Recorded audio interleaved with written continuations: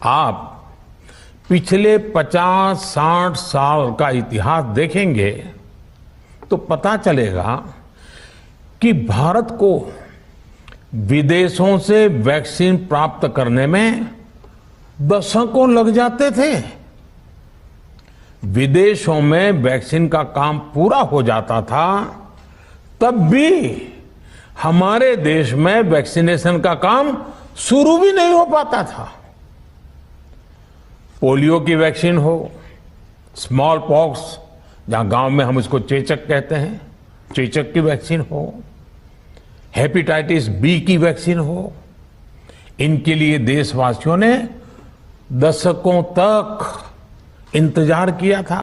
मोदी जी आज देशवासियों की और देश के वैज्ञानिकों की ओर से एक बात और कहेंगे।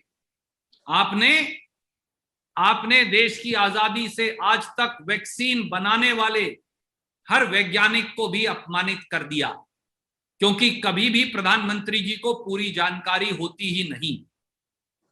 प्रधानमंत्री जी, क्या आप जानते हैं कि नेशनल ट्यूबरकुलोसिस कंट्रोल प्रोग्राम 1962 में देश की सरकार ने चला दिया था। National smallpox eradication programme 1962 में चला दिया था। Immunisation as part of 20 point programme 20 सूत्री कार्यक्रम का हिस्सा 1975 में चला दिया था।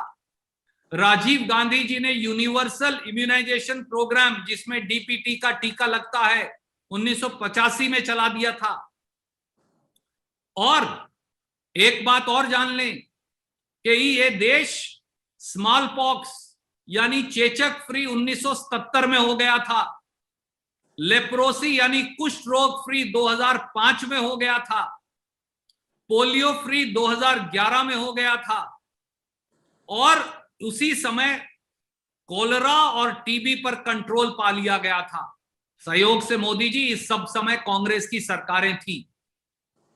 और यह भी जान लीजिए कि हमने वैक्सीन कब इजाद किया था। आपने तो कहा 60 साल तक वैक्सीन इजाद नहीं हो पाया, हम विदेशों पर निर्भर रह गए। ये भी तथ्यों के विपरीत है।